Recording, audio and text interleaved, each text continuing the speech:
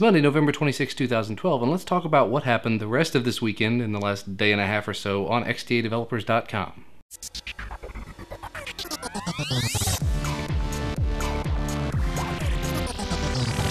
As a bit of an update on something I neglected to cover in the Saturday video, it was discovered last week that the Nexus 4 contains an LTE chip. This was expected because the Nexus 4 contains some common ancestry with the LG Optimus G. However, the general consensus was that just because the 4G hardware, the LTE hardware specifically, was there, it wouldn't necessarily be functional. But as an update to that, we have found out that the hardware is actually functional. It doesn't necessarily work on all bands, but just by putting some very simple codes into the phone, you can get it running on band 4. That will get you access to 4G in some places not in the US. I know TELUS and Rogers and a couple of other carriers do use band 4. Off the top of my head, I don't know if it works on any of the carriers in the US. If any of them, it would probably be on AT&T or T-Mobile, but don't quote me on that. Unfortunately, for those of us on Verizon, it doesn't really make much of a difference. And realistically, from what I've read on the other sites, if you do get 4G LTE working on it, it's still not quite legal to do because it's not been FCC certified to work on LTE. I don't think that's going to be anything that comes back on you as the end user, but do make sure to read up as much as you can before you try this out yourself, just to make sure that everything's safe and you're not going to get kicked off of your network or anything.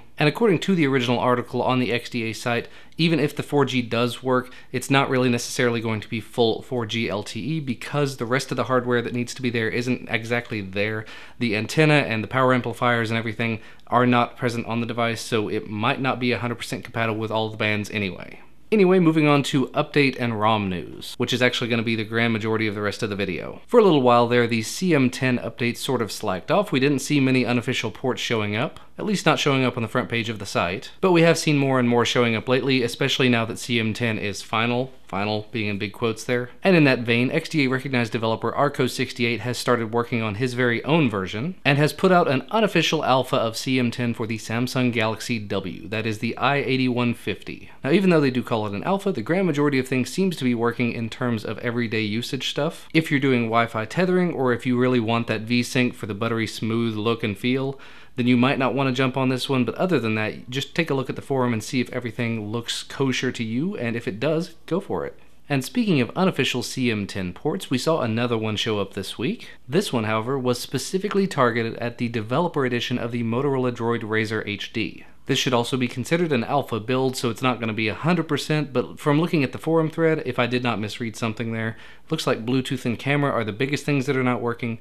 But as always, do make sure to read through the forum thread to see if there's anything that will apply to you, if you're one of those people that actually has a developer edition Motorola Droid Razr HD. Now speaking of CM10, Android 4.2 just recently released, went to AOSP, and everybody's starting to wonder when's it going to hit CyanogenMod. Well, thanks to XDA Elite recognized developer CodeWorkX, he has started working on getting 4.2 CyanogenMod 10.1 on the Samsung Galaxy S2, specifically the i9100G. Now that is only the i9100G. If you have some other one, don't just go flashing this over to it. You will probably brick your device. And in his own words, use it like it is or leave it. Which means basically, in his opinion, you should probably not take it and start screwing with it because you'll probably end up screwing your device up. But yeah, as the author of the article puts it, you're probably going to go ahead and flash it anyway, so do make sure to read through the forum threads, see what sort of problems other people have had. I say this all the time, you know this. And actually, speaking of Android 4.2, I'd started to wonder myself if we were going to start seeing Android 4.2 ROMs, and it looks like we are definitely in the process of getting them. And actually, thanks to XDA senior member Skater with Skill, they may come more and more frequently. He has released a tutorial on compiling 4.2 for the AT&T Galaxy S2 Skyrocket. And yeah, that's definitely not a how-to guide for every single device on the market, but it is a good jumping off point just for knowing how to do it. And of course there will be caveats for other devices, there will be different ways of doing things and different things you have to add in and whatever else. And the other side of that is, before too long there should be a fully functional 4.2 AOSP ROM for the Samsung Galaxy S2 Skyrocket. So yay on both parts. And the last story I thought I'd talk about was something kind of interesting, especially to Verizon users, specifically owners of the HTC Droid Incredible 4G LTE. Now usually most users of HTC devices can just go to the HTC Dev site and put in some information and get the unlock code to unlock their device. And while it does void your warranty, it is a way to get your device unlocked so you can do a lot of what you want to do to it. However, thanks to Verizon, that's not really possible anymore for the HTC Droid Incredible 4G LTE.